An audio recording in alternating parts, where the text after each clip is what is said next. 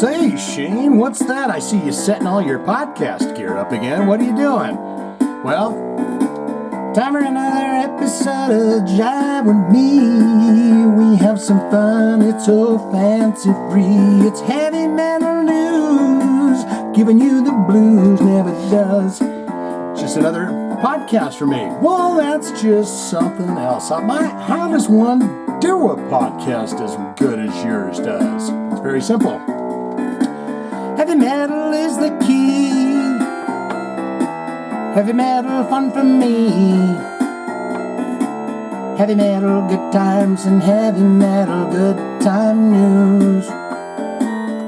And some comments.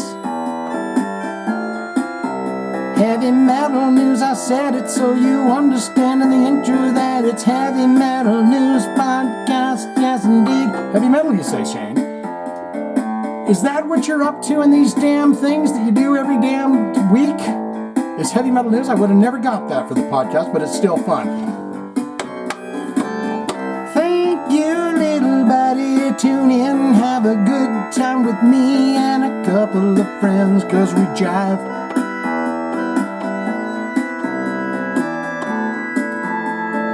Come on, baby, baby. Oh, for crying out loud. It's fun to do. It is really fun to do, I'll tell you that. But I know it doesn't sound all that great. Did I just screw this up? Jesus, what in the Sam hell? You know, and another thing is this damn laptop. I've never paid attention to the sounds that a laptop makes, but I don't think it's supposed to go like... And this one's starting to do that. Another problem that I had is, since I'm grieving already, before we get to the end of this whole damn thing, the blabbermouth, love them. Don't get me wrong. Do not foul me, don't get me wrong. I love blabbermouth. I might be one of the only people that does, but come on, guys, with the commercials. They keep popping up. I got to get one of them Godzilla pop-up stoppers or something.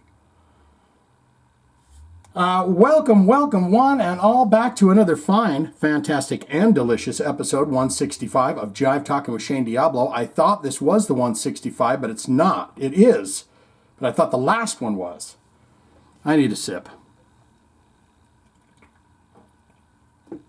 I hope all are well in this realm, as well as the Galactic Federation and all of our fine friends across the galaxies. I hope you're all doing well out there. And welcome to another Cutting Edge. Have we ever called this podcast Cutting Edge? I feel like it is kind of cutting edge. We got a bunch of stories here. We got Ozzy and Sharon. We got Stephen Pearcy. And this guy, this super cool dude here with the sunglasses on, that's Warren De Martinelly. We got them. We got Geoff Tate. I call him Geoff Tate. I'm Geoff Tate from Queensryche, or former Queensryche. Now he has to be in the Geoff Tate band because I don't want him back. But he's going to talk about, there's a Operation Mindcrime 2 was the first thing that blew me away. And then in the story he says that, part 3 of Operation Mindcrime, it'll reveal a lot more of the story. And I'm going, what? Blackie Lawless is going to make an appearance as well. We're going to check in with Nicko McBrain. He's going to be doing a meet and greet Wednesday and Thursday at his, he's got a rib restaurant. I want to know more about that rib restaurant than anything else. And, of course, your wonderful and fantastic comments. Congratulations to System of a Down. Their toxicity video. Is that the song? Toxicities in our cities, in our cities. That's not Wake Up. Make Up. That's not the same song, isn't it? Is it? But that video has just hit 1 billion views, so congratulations to them. Your awards and everything is in the mail. You'd be happy to get that. P.O. Box, System of a Down, Hollywood, California. I sent that there. That's where I sent it. So it's on its way, all the awards that you've won here. Metallica, this is stories we're not talking about, though.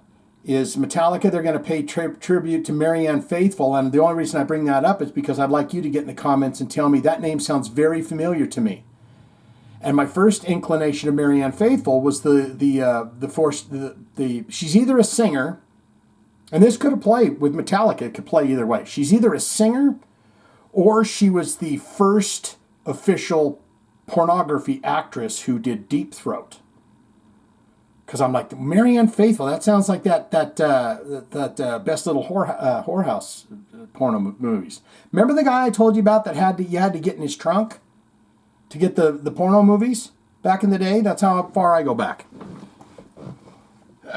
Maybe that was in a first listen. Go find whichever one first listen. I put them up all on Sundays. Go find whatever one I said that in, and then report back here and tell me. Yeah, because I feel like it was in a podcast that I'd mentioned that. So, guys, what I'm really trying to get to, the meat and potatoes of the whole damn thing that I'm trying to spit out, is I hope that you are well. I hope that you are breathing deep and taking good care of yourself. You're spending a little more focus on yourself on the insides of your meat sack. That's what I'm calling them now, a meat sack. This is just a meat sack. It's a great meat sack. I love this one. I love this one to death. But I'm just saying. But anyways, just take good care of yourself, and I hope that all is well. 165, we got your comments, lots of fun. Let's get into it. Guys, we got some stuff here with Stephen Pearcy and the Warren, man, De Martinis. Because they're going to be playing the M3 Rock Festival. Yes, of course, they are going to be doing that, but they're not doing it under the RATT moniker, and I wanted to find out exactly why. Because Stephen Pearcy don't mind being the Stephen Pearcy Rat Band, but maybe they can't do it as Stephen Pearcy Warren De Martini Rat Band. The only way to find out for sure exactly what's happening, hope this light's good too. That's freaking me a little bit. Get into it. So join me on this fine journey. I appreciate, I love you. Okay. And I thank you so damn much for tuning into this. And if you're a champion that makes it all the way through and to the comments, and then puts a comment, because that's the way you have to do it. You listen to the whole thing, get to the end, and put a comment. You're one of the greats, as far as I'm concerned. Let's get into it. Stephen Pearcy and Warren De Martini reveal band lineup for M3 Rock Festival. So they're going to tell us the members, too. Why they are not performing as RATT. Oh, my goodness, would you look at there? I didn't even see it. During an appearance on Wednesday, January 29th episode of Sirius XM. Trunk Nation with Eddie Junk in the trunk. Stephen Pearcy and Warren De Martini revealed the musicians who will join them on that fine, fine stage for the performance set of RATT Classics as one of the headliners of the 2025 edition of the M3 Rock Festival. Guess who the headliner is for Saturday night? David Lee Roth. I'm pretty sure. We'll find out. If Blabbermouth has done their shit, and they do, they've got it down here. You see this great big gap here? I'm telling you, they've gone crazy with the ads. M3 Rock Festival take place May 2nd, 2, 3, and 4 at the Merriweather Post Pavilion in Columbia. Hey, Miss Althea's gone. Columbia, Maryland. She's going to this. Hear my guts there? Big ad space. Great big ad space. And then it says this. Playing alongside the singer and guitarist will be former RATT and Quiet Riot guitarist Carlos Cavazo. Yeah, he was in the classic lineup of Quiet Riot. That's not bad. That's a good dude. Former RATT, he was in RATT, and rough cut bassist Matt Thor. Formerly of Slaughter. Oh, and formerly, see, I don't like the way I read that. Guitarist Carlos Cavazo. Former RATT and rough cut bassist Matt Thor. And former Slaughter drummer Blas Elias. Thor and Elias are both current touring members of the Pearcy solo band. So who did he not bring? There's one dude sitting out that's in the touring Pearcy RATT band that went, why didn't I get the fucking call? Well, because Warren. You say rude shit about Warren all the time in the tour van, the Econo van that we use. Pearcy and De Martini will headline final night of the M3 Rock Festival on May 4. It will mark their first show together since 2018. Stefan Pearcy said, as transcribed by the fine blabbermouth, "We're gonna have Carlos, the Carlos Man Cavazo out there, which is cool. And I'm bringing in Matt Thor, with 2 R's on there, who's pretty much an original RATT guy from 1981 and 82, when Jake E. Lee and Warren pulled in." What does that mean, pulled in? That is true. Jake E. Lee and Warren De Martinelly were roommates. Fun fact. And they got, so that's a fun fact there I just gave you. And then and then guess what we're gonna do? We're gonna pull apart the curtains, and we're taking Blas Elias on the drums from Slaughter, and my band too. And we're ready to go. Added Warren. When I moved to Los Angeles, California to join RATT, I stayed at a house. He's right. Why is he right all the time? He's right. I don't know how anyone can listen to this. When I moved up, please stop. Please keep listening. When I moved up to Los Angeles, California to join RATT, I stayed at a house, and it's the one that Shane was just mentioning, with Jake E. Lee for a few months. And it was like a 3-bedroom house. And Jake had one, and Matt had the other. And this other musician had the third. So you didn't get a bedroom. You had to play with yourself on the couch. That's very, when do you ever get the time? Because he's a young man. He just moved, this is Warren De Martinelly. He just moved to Los Angeles, California, 81, 82. He's playing with himself all the time. All of them are. The only difference is that 3 of them get a room and he's got to sit on the couch. What do you say? Warren, what are you about to say? And I was on the couch. But Matt goes way back with RATT. I'm actually kind of looking forward to checking that out again. He was playing bass at the time I joined RATT. That's a nugget I did not know. Great big ad space here. We got great big blankie. Regarding why they are not playing the M3 show under the RATT banner, Pearcy said, "Well, I would have to redo the checks, because right now they say Stephen Pearcy RATT, and then I sign them out to the band. Here's your $75 with $20. And plus, let's see, merchandise sales are $25. Bang, there you go." Well, I tell you right. I'll tell you straight up. I'll tell you. It's not about RATT. It's about the legacy of our music. Come on now, but you got to attach that name to it. Stefan. And who better to deliver it, because we don't have all the proper original members, which would include late RATT guitarist Robin Crosby, rest in peace, we love him. So we just did. And what about old boy on the drums? Huh? Why you being a jerk on him? Or is he being the jerk? So we just decided, no. This right here, what we have right here, this is great. This is perfect. I mean, we don't want to hit a brick wall. We want the nice and smooth. Yeah, you need the road and the wall smooth. So that we intend to, so that's exactly what we intend to do. It's not about that. It's about the legacy of RATT, period.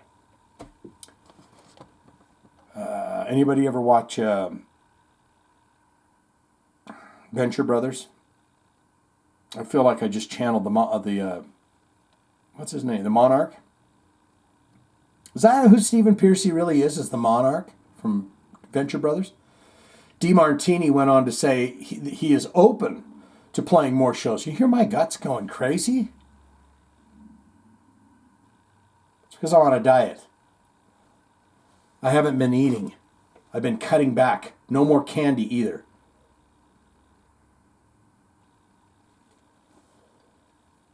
I finished off the last half of the container of my delicious ice cream. And I hate to even say it, but it's a Stephen Colbert Ben & Jerry's. What am I doing with my hand like this? The delicious Ben & Jerry's. It's the Stephen Colbert American Dream or something like that. Shit is so... American Cone, I think. Fucking delicious, man. It is so good. But I apologize. Pearcy, in the future, assuming that everything goes good with M3, is there a possibility? I mean, this is from old boy Trunk Nation. Where's him asking questions? Lost my spot, guys. Oh, I like that where I said round and round. De Martini went on and said, since we announced since you announced the M3 shows and other stuff has come up, when this M3 concert came up, oh Jesus, whatever. I think this is the Martin man. Since we announced the M3 shows and the other stuff came up, he revealed when the M3 concert came up, I was treating it as a one-off. But everything has momentum, or it can have a momentum. What? And in this case, it has momentum, and in this case, it just feels better. It feels better. Hearts are mending. I've always wanted to play these songs to people, okay? That is all I have ever wanted in my entire life. Is to play these beautiful RATT songs for the people. Bobby Blotzer, that's the guy they're being rude to. And Juan, they're being rude to both of them. Asked if drummer, now... will Bobby Blotzer and bassist Juan Crucier, who are both in RATT's classic lineup, will they have any involvement in the M3 or other gigs? Well, Pearcy and De Martini plan to play together. And Steven said, no, not on this, no way. Like I said, we want it to be about the music and Warren and myself delivering it, because it is going to be a little different. If you were to throw the other guys in the mix, it wouldn't be exactly what it is now, the opportunity. So what they're saying is when they said, oh, you guys want to play the M3 festival? What's it called? The Stephen Pearcy and Martini Band? Nah. Thanks, guys, for calling us, though. And he said, hold on a minute, buddy. It's going to be me and Warren De Martinelly, but it's also going to be Carlos Cavazo. At least all the business people sat up their chairs. Yes. I'm intrigued. Tell me more. And Matt Thor. Get the fuck. Did you just... Are we hearing what Stephen and the Martin man's going to do? Oh, that's not it, everybody. Blas Elias on the drums. You heard of him from Slaughter. And they just says, oh, God, good. I'm losing it, guys. In the greatest way possible, I am losing it. I think we're almost done with this story. We got Ronnie Romero, too. I didn't even mention him. What is he going to say down here? Basically what happened, though, is they kept naming off all those great people. They said, you know what? If you put the original RATT back together, you would be getting less money. Because you got Carlos, you got Mike Thor, and you've got Blas Elias in there, plus the Warren De Martinelly man. That is way more money than if you got Juan and Bobby Blotzer back. That's what happened. Let's move on Sharon's right here. Just the way she's got her hand on him right there, Ozzy. Do not deny him his medications or anything that he needs. She would not do that. She's a wonderful beauty. She's a wonderful lady. What do we think of those colors? You got that kind of, lavender pant coat, like pant jacket on? Business suit lady. That's what they wear. It's got the little shelving units there, the little foam things to put out the shoulders. Oh, see, my shoulders are shaped. I ain't got good shoulders. He said, get a jacket what's got those little pads in it, Sharon. But, I mean, canary yellow.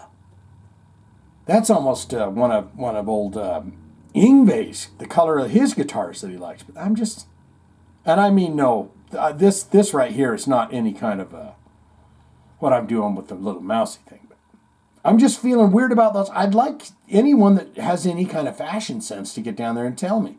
Now, black on black works every time. You got it, baby. But anyways, let's get into it. Sharon Osbourne and Ozzy's Birmingham City Council honor. He was honored. This guy has so many honors and so many accolades. He couldn't be happier right now. And that's a face of a man that says, she says, Ozzy, are you happy right now? And she said, oh, Sharon, I'm just over the moon. But he couldn't be happier. I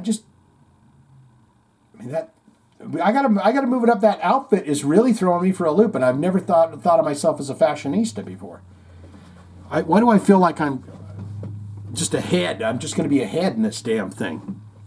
Sharon Osbourne spoke to BBC Radio WM about the recent announcement that her husband, legendary heavy metal singer Ozzy Osbourne, along with the 3 other members of the original lineup of Black Sabbath, are set to be given Freedom of the City honour by Birmingham City Council. The Freedom of the City honour. That means you can do whatever it is you want. They did it anyways. Ozzy was pissing on their Alamo. He was doing everything he wanted. But that award, Freedom of the City, now allows him the opportunity to do whatever he wants. I love it. There's a big blank space there.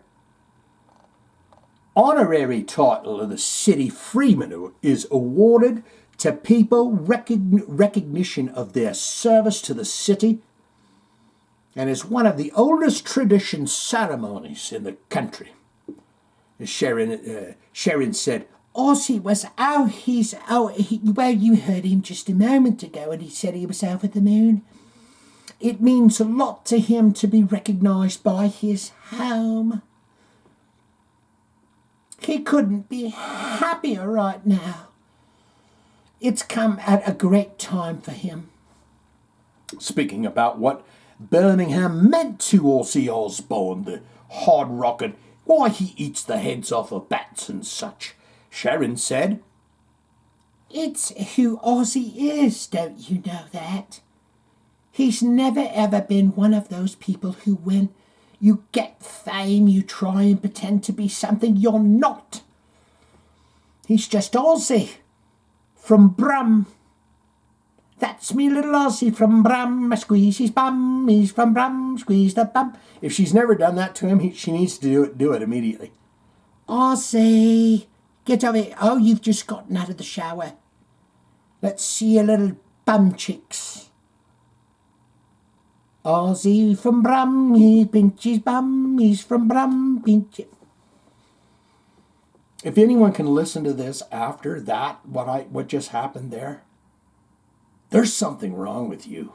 You need to go see somebody with a MD or a PH in front or behind the name. That's what he is, and he's never tried to be anything else, she says. That's what Sharon says. He owes so much to Birmingham. Oh, it's his blood. That's who he is. I love it. And she's been with him.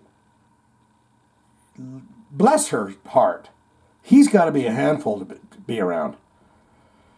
Sharon went on to say that Ozzy has lived in the US for many years. And he wants to return to Birmingham at some point. He's dying to come home, she said. And that's what's been a bit tough, Each time we make arrangements to come something happens. That he can't do it. And he's desperate to come home. We're not home in the United States. It's not where we're from. You're from Brum. Is Sharon from Brum? I don't think so. She was from London or something. She was from the big city because her dad was a big mogul. And he's desperate to come home. Oh, he says, show me the way to go home. I'm tired and me want to go to bed. We're not home in the United States. I already said that. It's not where we're from. It's not where what we are. People are here have been fantastic to Aussie. But it's not his home. Oh. I think we got to the bottom of that, didn't we? Sharon revealed that she and Aussie were donating his awards and platinum discs to the Museum of Birmingham. It belongs in Birmingham.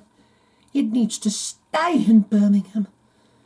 He owes so much to Birmingham. It's his blood.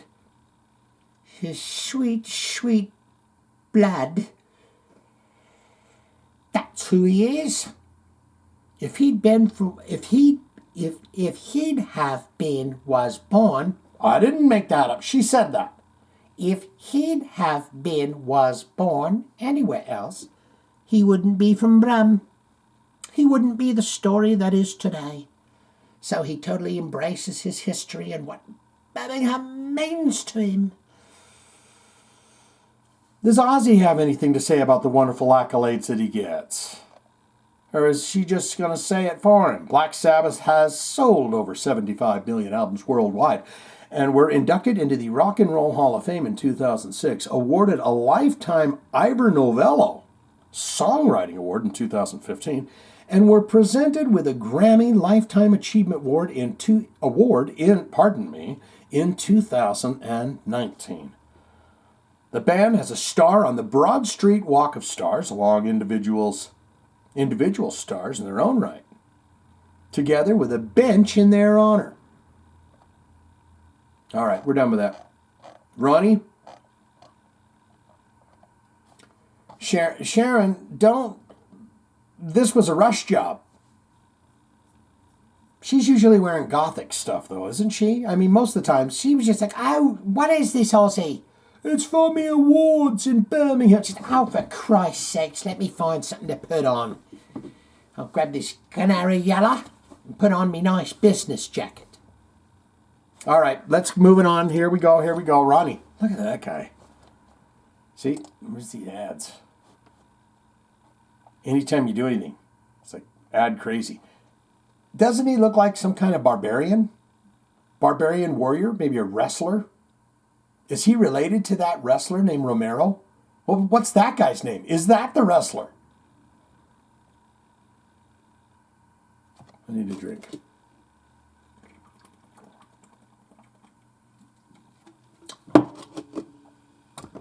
He's talking about his fun times and huge tasks to be in the band Rainbow when Ronnie Romero indeed was in Rainbow. Ronnie Romero and Rainbow. And so let's see what's going on in a new interview with Sean P. McKenna. Great. Host a rim shot with Sean. On Barstool and Band Talk. Barstool and Band Talk. Chilean-born singer Ronnie Romero reflects on his time with Richie Blackmore's Rainbow, who he fronted for a sporadic shows between 2016 and 2019. He said, it was a huge task, actually, to be one in the band. Not only because there is a lot of different materials from different eras, but different singers that you need to cover. That's very true. You got freaking everybody. David Coverdale and who else? Ronnie James Dio and Larry Lewis. What's his name? Lynn Turner. Wasn't he in there? A lot of singers. Maybe they'll mention him. It was a huge, huge task. It's a lot of them, but there are a lot of singers to cover. But especially because the people who they were going to the shows, and I really respect this. They want to hear the songs as close as the originals, but at the same time, they don't want a guy just copying the original singers. So it was always a fine line in between where I can actually do my performance. And it's a little bit unfair, if I had to say that. If I had to put my foot down, I put my fist down. I say, hey guys, it's a bit unfair. But I understand the task. If I go and I sing, for example, Stargazer, in my pretty own way, the people are not going to like it because they remember Ronnie James Dio singing that song. I've heard that song. It's not popping into my mind, but I do remember that. Shane, but hold your tits 1 minute. I'm not finished talking. Don't you ever cut me off when I'm trying to talk. But also, I cannot copy exactly how Ronnie James Dio did. And that's true. Because the people are going to say, oh, this guy just a copycat. He's just copying it. So it was complicated. But at the same time, it was a lot of fun. Well, that was the music that I used to listen to when I was growing up. When I was a kid. With my father. Rest in peace. Oh, Jesus. Ronnie, my mother, passed on, Mama Diablo. So I'm not making goofies here. Okay? But he said, rest in peace, dear father. My sweet daddy. That brings me a lot of memories also from my childhood. So it was just awesome for me. Big ad space, guys. You can see a big empty ad space here. As if there is any particular rainbow era that maybe strikes his fancy. A little harder, or chords are a bit harder for him than others. Ronnie said, yes, oh yes. Especially the first period on the band. With the first record, 1975, Ritchie Blackmore's Rainbow. Especially that one. Because I remember Dio. He was not much aggressive on his singing. He was more melodic. Like he was in his band Elf. We've done them on the first listens. So that was my favorite era. Ronnie James Dio, actually. So that's probably my favorite. Also, Rising album. Because you have all of those anthems like Stargazer and all of this stuff. But probably for this record. Probably the first record. Back in October 2023, Romero was asked by the Classic Rock Podcast, hey, if you can get that name, hold on to it. Is this the only Classic Rock Podcast? Because if that's the case, they got a trillion listeners. The Classic Rock Podcast, which of his projects in the last decade and a half, has given him the most satisfaction. He said, well, for me, obviously, because I grew up such a big fan, it would have to meet Ritchie and play with him in Rainbow. It was probably something that I still think about it. Like, I would really love to have my father at the time because he died before I started playing with Ritchie. And he was a huge fan of Deep Purple also. So that is the thing I would love for my father to watch me doing. Even we did not too many shows at the end. There were 12 or 15. So you only did the 15 shows with him? I'm loving classic podcasts here with the hard-hitting questions because they say asked if he would do another run of shows with Rainbow. If the now 79-year-old Ritchie called him up on the phone. Yes, hello? Who is this? I do not know who this voice is. Who is this? Well, my friend, it's Ritchie Blackmore calling you once again. Oh, Mr. Blackmore, it's an honor. It's an honor to hear from you today. Are you calling to give me more check? Another check, probably, yes. I'm calling to get you back in the band. Okay, we're done with that. This is getting on borderline, you know. If he called you up again, would you do it? I don't think so. Well, then he said, no, I don't think so. But we've been talking before the COVID. We were supposed to do a tour in 2020, and then because of the COVID, everything stopped. And then I never talked to him again. But I was thinking about this recently. Since I quit from the Michael Schenker group, have you ever heard of that guy? Michael Schenker, who's so rude and mean to his brother, and his brother is rude and mean to him. It's the same thing. And I was like, I don't think that I want to do it again. I mean, I really enjoyed it, as I told you. And it probably is the highlight of my professional life. You got many miles to go, buddy. You can say at this point right now it's your most happiest professional point, but not forever. And Richie gave me the chance to be in the spot and to develop a career, and I will always be grateful to that man, that fine man. But I don't think that I want to be there. I don't think that there's my place anymore.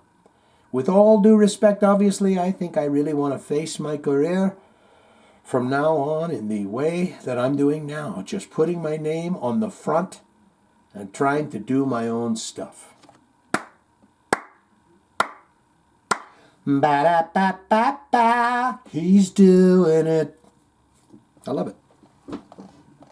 Big ad space here. Huge. You could have put a big Coca-Cola ad in there or something like that.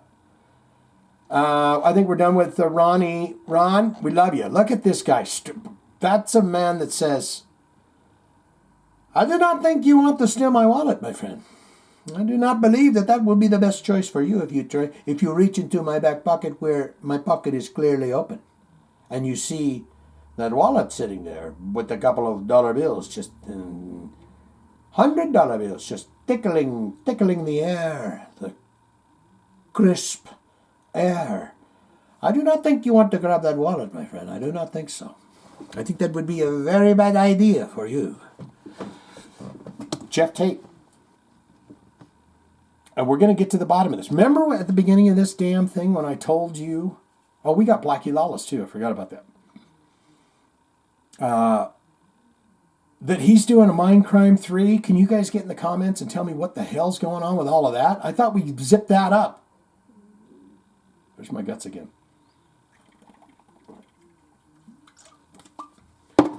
I've always known that the mirror never lies. It's the way I sing. Whenever I'm singing, like with karaoke or whatever, I have to hold the microphone like this and look right at it the whole time. All night long, all night. You know, it's an attention getter because people think, oh, this guy's going to lose it. This guy's going to shit himself or something any minute. And then they'll listen to you sing the song. Geoff Tate says his upcoming Operation Mindcrime 3, Part 3, what's that? Return of the Jedi? Album will explain more of what is happening within the story. So we didn't get it all wrapped up in the first one when the guy goes, I remember now. I thought we were at the end of it. Is number 2, he's actually in the dream state still when he wakes up and goes, I remember now, he's still in a new interview with 96.1. Is this going to be in Seattle? Because he lives up there. Oh, we got an ad for AARP there. Well, that one popped up. There you go, buds. It's probably popping up for me, isn't it? AARP. In a new interview with 96.1 KLPX afternoon jockey Larry Mack, ex-Queensryche singer Geoff Tate spoke with the Mack man about his upcoming Operation Mindcrime, the final chapter. That's the same name as the chapter, as the fourth Friday the 13th movie. You can't do that. Finally, everyone's going, thank God for the final chapter of this thing, man. Because I've been on pins and needles to find out what was going to happen. The U.S. leg of the, Larry Mack says, hey, welcome back to 96.1 KLXP. I'm the Mac, Larry Mack, man. The U.S. leg of the trek, which will kick off March 18th in 2025 in Tucson, will see the 66-year-old, hey, you son of a bitch, don't say my age on the air. I'm sorry, you guys. This one's going to be rough. We'll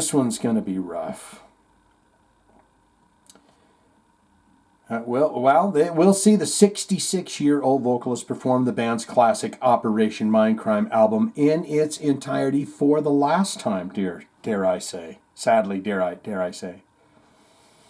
Asked why this is the final time he is planning to play the LP from beginning to end, Tate said, well, I wanted to play the album Operation Mindcrime one more time before I retire it. Basically. That's what I wanted to do. And I'm kind of getting up there in the age. 66 is a perfectly good age, dude. And I thought, I have a new collection of songs that I'm going to be releasing that are kind of in the line with the story of Operation Mindcrime. And it kind of all just kind of fits together. It seems like the right time to do it. And it's all kind of makes sense in the big picture of things. He's a genius. When I tour something like this, it typically takes me a couple of years to get everywhere I need to get. It just takes that long to get everywhere you want to go. So I'll be doing this for a couple of years, starting in March. And, so 66, 67, 68, 69, 70. So he'll be 70 when he wraps it up. March will probably get you'll probably get tired of seeing the advertisements for it. But that's the way it works. It takes forever to get everywhere. Because I'm not one of those artists that does 20-date tour and calls it quits.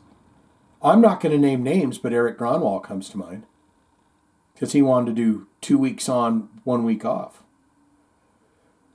Now, I'm not saying that Geoff Tate here is calling Eric Gronwall out or anything. I'm just saying he's not, this guy here, Geoff Tate, is saying, I was going to say sissy, but, I'm a man. I'm a beefy man that can do more tour dates, is what he's basically saying. And look at him. That's a beefy man there.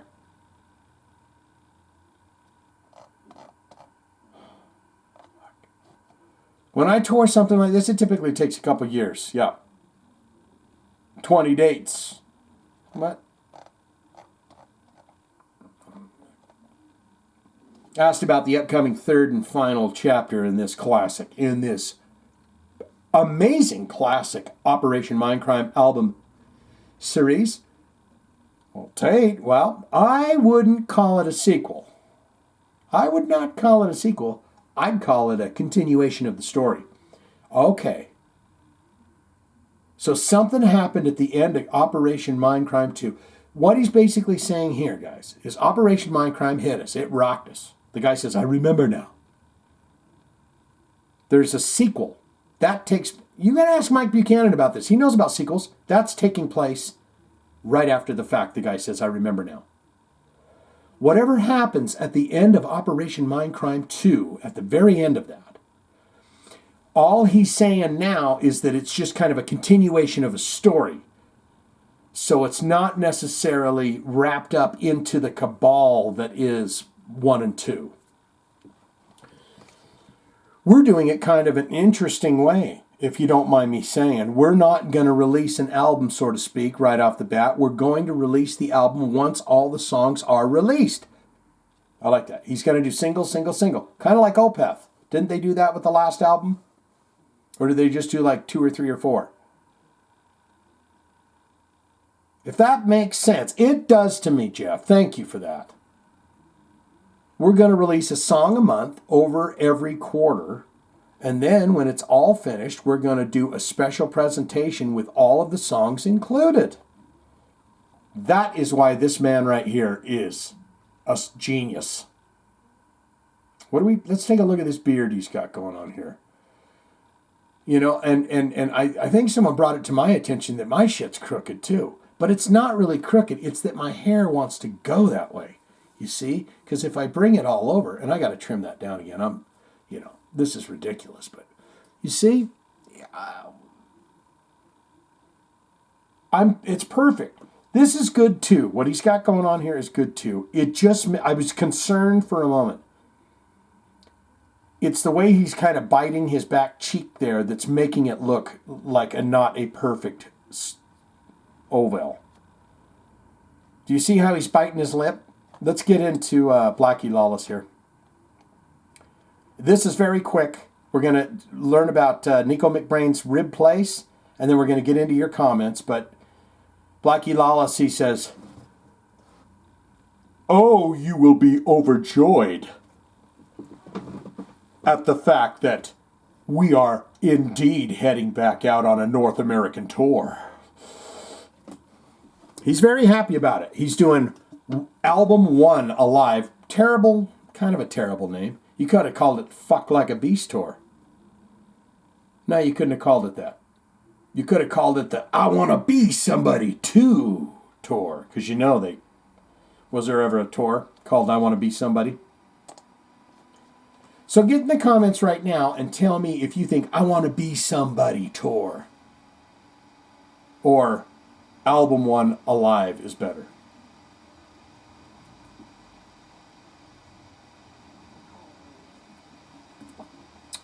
Let's pop another big boy here. This is going to be ever so brief. Okay, guys? This is going to be so brief. Wasp. Breaking news alert. Wasp said, "There has been a groundswell of enjoyment for my music. I think I need to do more touring." Wasp adds more dates to Album 1 Alive 2025 European Tour. Wasp will perform its classic debut album in its entirety on the Spring-Summer 2025 European Tour dubbed Album 1 Alive. Big ad space there. Big thing. What are we putting in there? Cologuard? It's for me. Maybe it's Cologuard. Who was talking about Cologuard? That's the colon test you can take from home. Was that Miss Althea? I don't think it was her, but I want to say that. 1984 marks the 40th anniversary of the release of Wasps. And that is indeed the We Are Sexual Perverts and the We Are Satan's People band. First LP. To celebrate this milestone, Wasp will, for the first time in 40 years, play the entire album from top to bottom and headline shows across Europe. In addition, Wasp will appear at a number of European festivals performing its greatest hits. Is this an old story, guys? Because that sounds really like when they did this first tour. Wasp frontman Blackie the Lawless Man states, 2025 We Are Sexual Perverts Tour will bring the much anticipated Album 1 Alive to Europe and the UK. This is the tour that showcases the album that started the long, undying bond between the band and all of its fans in all of the countries where our international success first began 40 years ago. This tour showcases for the first time the landmark first album played in its entirety, from top to bottom, most likely never to be repeated ever again. So be there and see the winged assassins and witness this once-in-a-lifetime event. I mean, I love it because he puts that velvet shirt on and he does the VIPs. And he sits just like that. And he leans back. And they go, what was it like rocking with Stephen Riley? And he goes, well, it's interesting. The first time I met Stephen, So I think that's it, guys. I got you. I've delivered that information to you. Let's look at Nicko McBrain's. Look at that. He eats some ribs. Look at that face. That's a face that eats some ribs. Iron Man's Nicko McBrain. He's going to hold a meet and greet. There's them ads popping up. It's everywhere. And that may have been the cause of the situation there, Mr. Nicko McBrain. No harm, no foul. I mean, you know harm. As our alien friends will tell us. I mean, you know harm. But meat, if you got a rock and roll ribs place, the owner's got to eat them. And there ain't nothing better than a good set of ribs in a crock pot. Or no, not in a crock pot. Basted, right?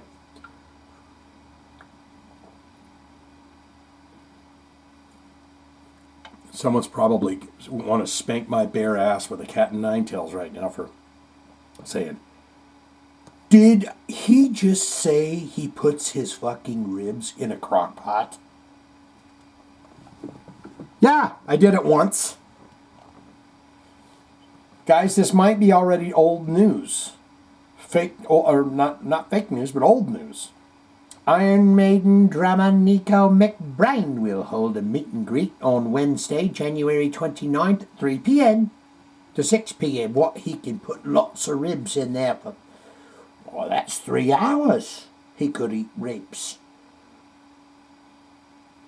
At Rock and Roll Ribs, the barbecue restaurant owned by McBrain and close friend Mitch Tane in Coral Springs, Florida. Nicko will be available for photo ops, but no signatures, according to his wife. Why won't he give his signature? I hope they get to the bottom of that more than anything else. A barbecue joint with a musical bent. What's Kisses? Rock and Brews. And these are rock and roll ribs. A barbecue joint with a musical bent. Rock and Roll Ribs showcases its love for smoky southern style cooking with food like barbecued pork and chicken. And Cleaver takes on barbecue pork and chicken, and Clever takes... Oh, Clever. I was trying to say Cleaver. Clever takes on Maiden Song's The Final Frontier dog. Is that the hot dog? The Moonchild Mahi, that's fish, yes? Mahi sandwich and the Aces High fries. Is he paying for that, those copyright? Does Steve Harris know about this? Someone get an email. Get an email to Steve Harris and say, why, you won't believe what Nicko McBrain's got going on over at his little old rock and roll rib joint over there, that little horse and pony show there. He's using Maiden titles. He's using Maiden titles. It's not just Maiden fans that come in. McBrain said about the restaurant in 2010 interview, oh, we get a lot of pilgrimages. People come and look at all the stuff on the walls, but most of that always come in and then they always go out satisfied. And it's not just major expensive. A rack of ribs is $20. That's a good price, isn't it? And you get 1.25 pounds to 1.5 pounds of ribs. That's a pretty good deal, isn't it? I feel like that's pretty good. 1/4 pound, 1/2 pound, is that not good? Not good prices?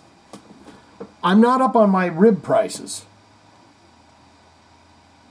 Oh, and you guys are going to be so delighted because I'm going to give you the address down here. So if you're in the Florida area, you can go there. But let's finish this up. Asked if he has always been a barbecue fan.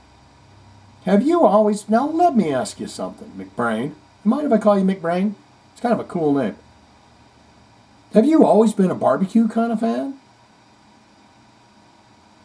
This is the Broward Palm Beach New Times. Back in 2006. Yeah! You know, I'm a Brit. And we don't have a very long summer.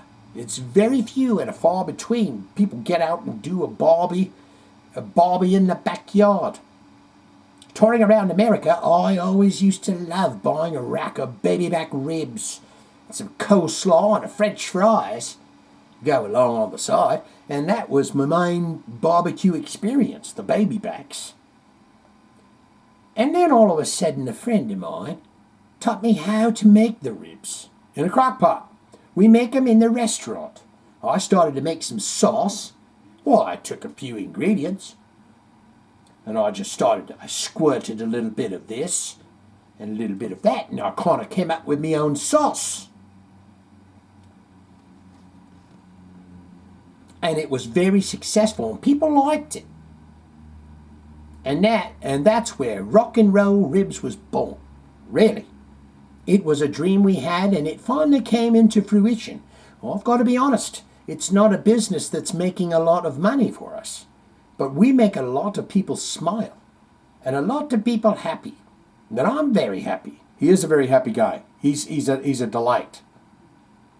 It's great. I love it when I meet people, and they say things like, these are the ribs I've ever... These are the ribs I've ever had? Is that what they say? These are the ribs I've ever had. What's the ones that are in me body? I love it when I meet people and they say, these are the ribs I've ever had. Or, your pulled pork is to die for. And it warms the cockles of me pulled pork. It's just a kinky word, you guys. Pulled pork. It is delicious, though, isn't it? You know what I love? I love Hawaiian food. That's why my guts are doing this. And they always have that Kahlua pig. Oh. And it warms the cockles of me heart. Rock and Roll Ribs. Located at 4651 State Road 7, US 441, Coral Springs, Florida. That's 33073. Phone number 954-345-RIBS. I want my baby back, baby back, baby back, baby back, baby back, baby back, baby back. I want my baby back to leave, baby back ribs. You think he's in competition with him? He said he's not making very much money from this, so he's probably not. They're like, no, we're kicking your ass. I think he ever goes, sits out on his car with his buddy. What's his buddy's name? His partner. What's his partner's name? Tan, remember? Mitch Tan. They're sitting out there in the car across from a Chili's. Families are in there just laughing. Just eating away. And he goes, you know what I'd like to do, Mitch? I'd like to take a Molotov cocktail to that place over there. I'll bet our business would go up. All right, let's get into your comments. It is time for the best part of the podcast. I don't know how long this thing is going to be.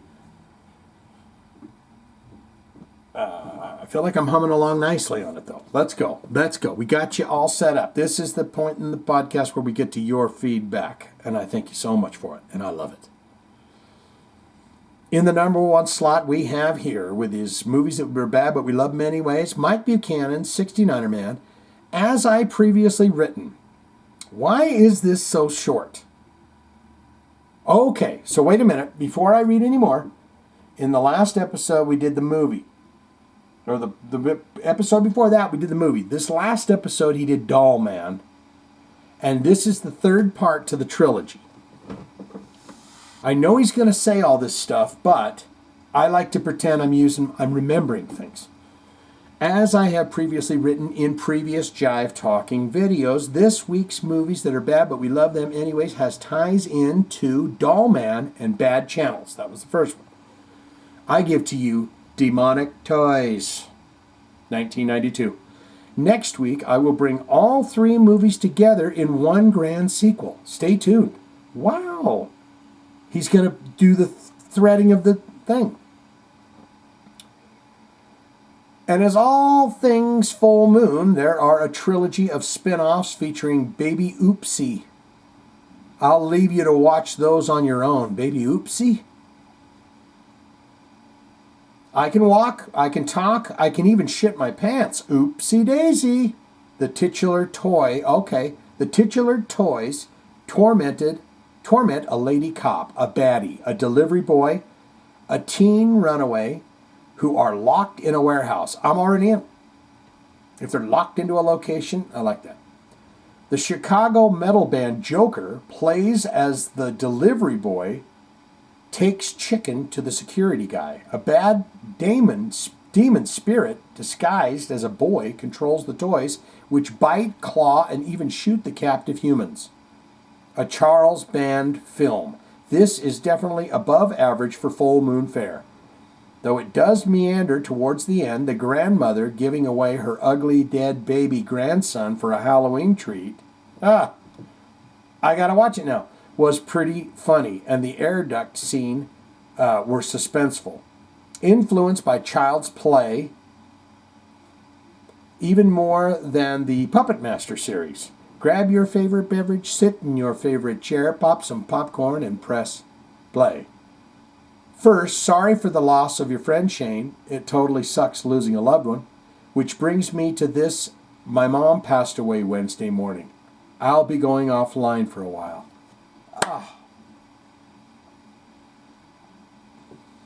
I'm with you, my friend. I am with you. I'm with you. It's something else.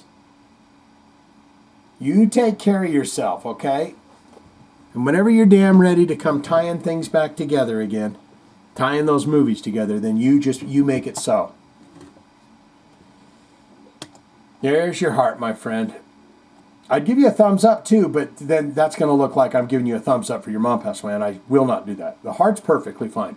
Johnny B coming in here. My condolences to you and your friend Chris and his family. I did, as you asked, and checked out the album Songs to Forget Me by Chattertooth. And man, thanks for the recommendation. Great stuff on that, and I'd even put it in my rotation. I mean, it's just it's more alternative rocky, alternative hard rock kind of sound and stuff. But I mean, his kids are talking in the background, throughout the album and stuff, and now they're grown-ups and all of that. But I mean, it is, guys, this is all part of it. This is all part of it, is born, and then you pass. And you get to go live with all the aliens and have a great time. A really good time. All you do is get rid of the meat sack. That's it. Johnny B coming in here. Mike, we read that. And thank you, buddy. And then there's another album called an EP. We are going to be, and I'll be happy to announce this. There was a 10-song album that we did in 2010 that will be released under Chattertooth. I'm on the drums. And the songs are absolutely hard rock and roll sadness, goodness, thought-provokingness. John Sykes, Johnny B's on John Sykes here, wrote one of the most iconic guitar riffs for Whitesnake, and you hear it in 2 songs. The first being Slow and Easy.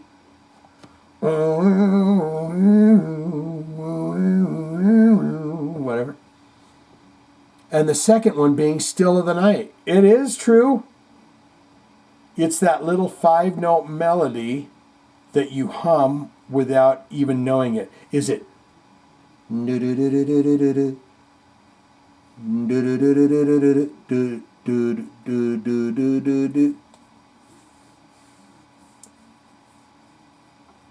That's what I think of. When I think of Still of the Night, I think...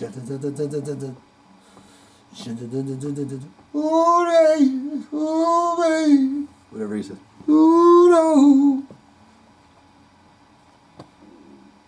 It's a little 5 that you don't even know you're humming. Go listen to both back to back and you'll see what I mean. A little trivia. John Sykes hated the blues. So what you hear on those albums is his version of the blues, which is pretty unique. That's a bizarre statement there. He was just like a hater of the blues. He's like, I fucking hate the blues, dude. I will die on that hill. Mike Buchanan, or not Mike Buchanan, Johnny B coming back in with the Speaking of Death Angel, the album Frolic Through the Park never came out of my CD player when it first came out. That album blew my mind. Act 3 was also a gem, but didn't quite capture the magic. They did do a twist. They did do a twist from the really bored, thrashy stuff. Yeah. Didn't quite capture the magic that Frolic did. One of the best thrash albums ever recorded. Of course, that's got Cold Gin on it, a cover of Ace Frehley's song. You know that? Ace Frehley's song? I won't even say those nights in Satan's service. It was Ace Frehley's song. He wrote the damn thing. It was a Kiss song, okay, guys? Don't freak out. I don't want one of them Kiss podcast guys going, that motherfucker, he fucking said that it was an Ace Frehley song and it's a Kiss song, God damn it.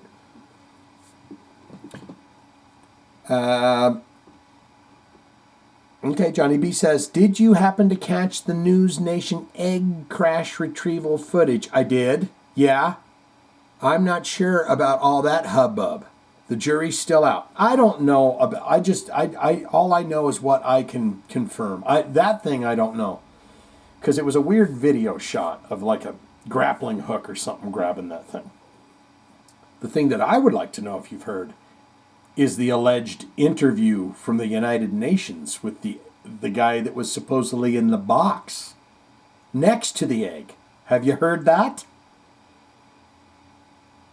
I mean, the guy's great. Whatever, if that's real and that's a real alien guy, he seems like a pleasant person.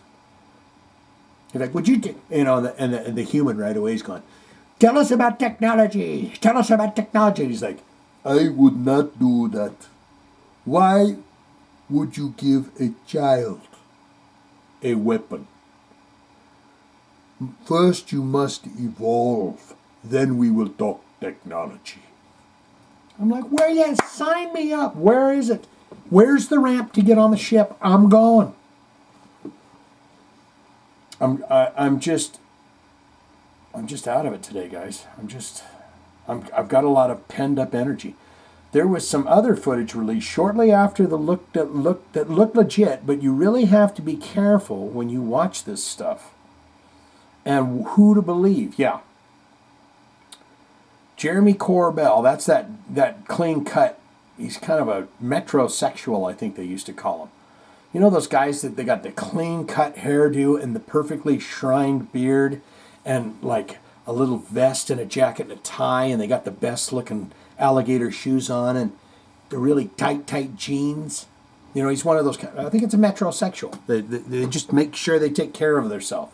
You know, he's wearing 3 different kinds of lotions and colognes. You come from him from the front end, he smells like Aqua Velva. You come from him in the back, he smells like cocoa butter. You know, you just don't know. I'm sorry, Johnny. I'm sorry. Jury's still out. There was some other footage shortly released looking legitimate. Careful. You got to be watching the stuff that you believe. Jerry Corbell is on the chopping block because of the guy he threw in the new Pluto documentary he appeared. Pluto documentary. Oh, the planet or the channel?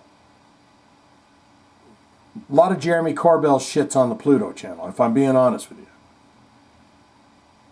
Tubi. He's on the chopping block. What does that mean? Because of the guy he threw in the new Pluto documentary he appeared in. Okay, so there was some undercover dude or something that was saying, you know, I don't want to talk. I'll die. If they find out what I know, then I will.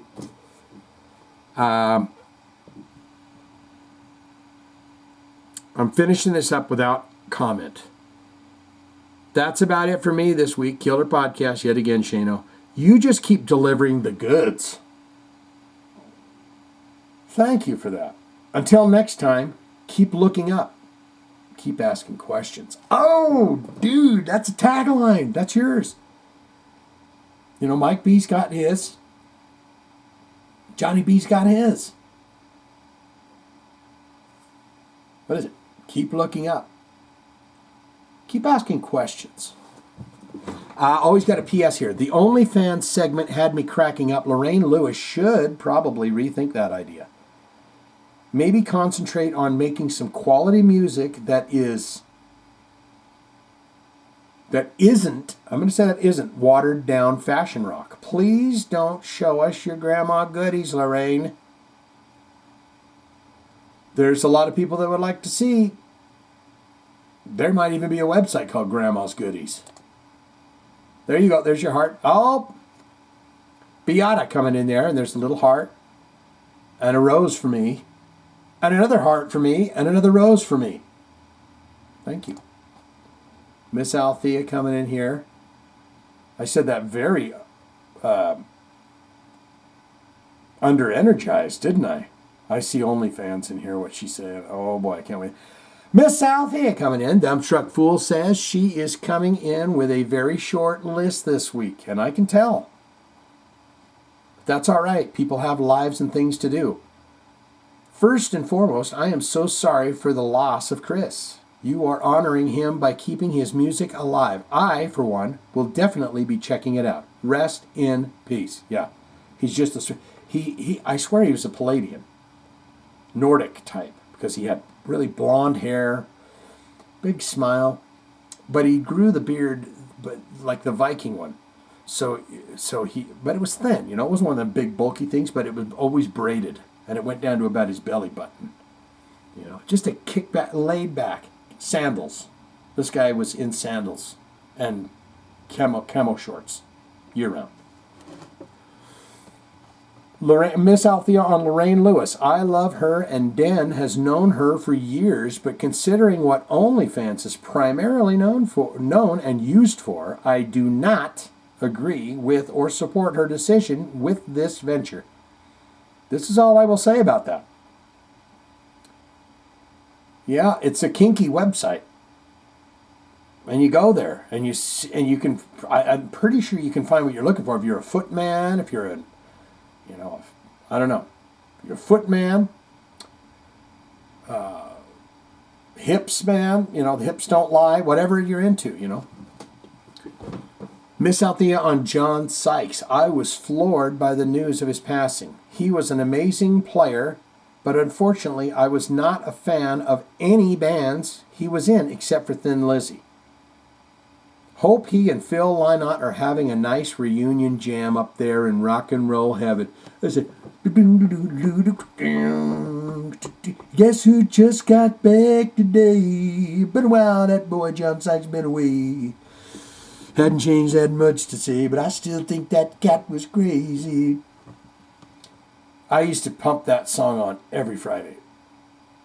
Getting off my, driving my truck, because I drive a truck for a living.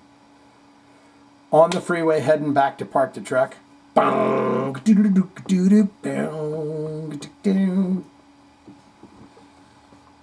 Miss Althea says, I guess I am getting another Diet Coke for your riffing on It Can't...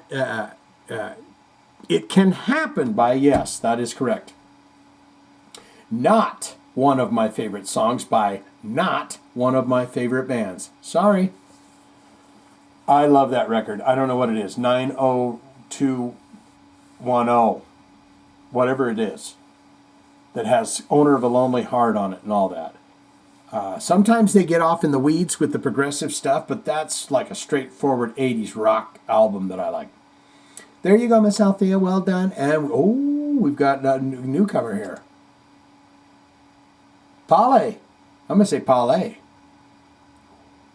Trofer Palais. Yes. 2 comments.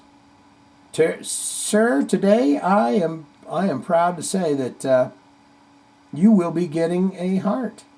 Unless this is a comment, a request. Hi there, mate.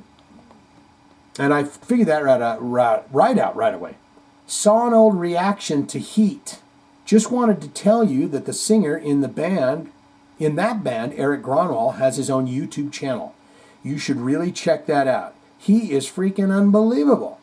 Check out his cover of Faithfully Or House of the Rising Sun. Well, we saw him do Faithfully when he was drunk at that bar with his friend. Remember that? He was drunk. And he was quite friendly with his friend, too, on guitar. They kept looking at each other with loving eyes. He has so many insane covers and originals, you will be blown away. Well, I'm not going to fib and lie to you, Palais. I have been on his channel a time or two. I have watched a few of his covers, and indeed, he is very good at what he does. That's why Skid Row cry themselves to sleep every night. To this day, they're just like, oh God, why can't we just catch a break? There you go, my friend. There's your heart. We got Christian Heinous coming in here. R.I.P. to your friend Chris Shane. So sorry for you as his friend and his family. God bless, buddy. Thank you. I mean, they're just so close together, aren't they? If you were to come into this podcast in the last, say, 4 weeks, you'd be going, this dude just talks about dead people dying on him all the time. He don't even do nothing right. You know. Bryce coming in here. This guy's getting a thumb and a heart. Bryce, let's see what you're all about, bud. Oh my goodness, 13 comments and 5 hearts received. You shall be getting that 6 today. You are brilliant. Condolences. For my brilliance or for my friend? Short and sweet there. Bang and bang. You're getting the heart for the condolence. You're getting the thumb for you are brilliant. Big Town coming in. He says, hey, condolences on the loss of your good friend there, buddy. There's a little prayer hands for you. I like to put the prayer hands on there. Gives a little extra je ne sais quoi. I can't believe that came out proper. Isn't that what it is? Je ne sais quoi? Hang in there, brother. I enjoy the JTs. They conjure up memories of a better time. The JTs? The Jive Talkins? I enjoy the Jive Talkins. They conjure up memories of a better time. There's some heavy metal emoticon put on there. A good friend of mine from HS High School, Bobby Murray, was the original drummer in Femme Fatale. Great times.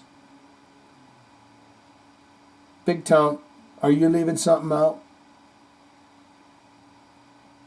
Has he or have you seen Lorraine's goodies? Don't tell me. I should not have asked that. I do not want that. But she is quite open with it, isn't she? Lorraine Lewis is very quite open. She says, "Oh, I like to get belly to belly." That's what she said. I like to get belly to belly with my friends and my fans. So maybe Big Town's seen her goodies. Or Bobby Murray.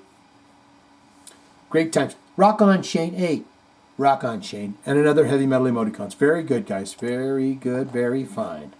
I want you guys to seek the day, seek the night. Keep looking up. I'm not going to steal your line there, buddy. What was it?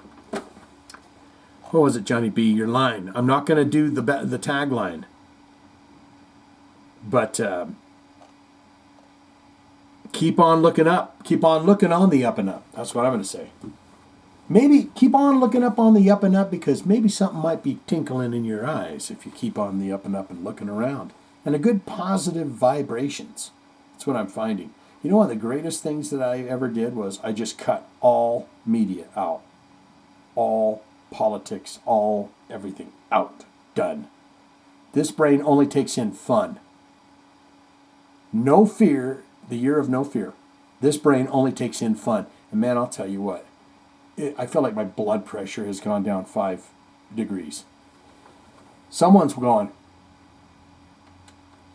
I don't know what the hell he's talking about, dude.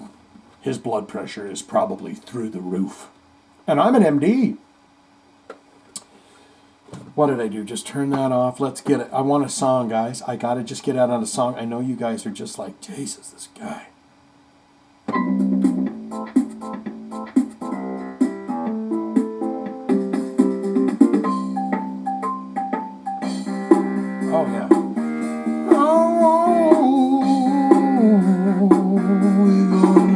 Jive talking is fun, fun, fun.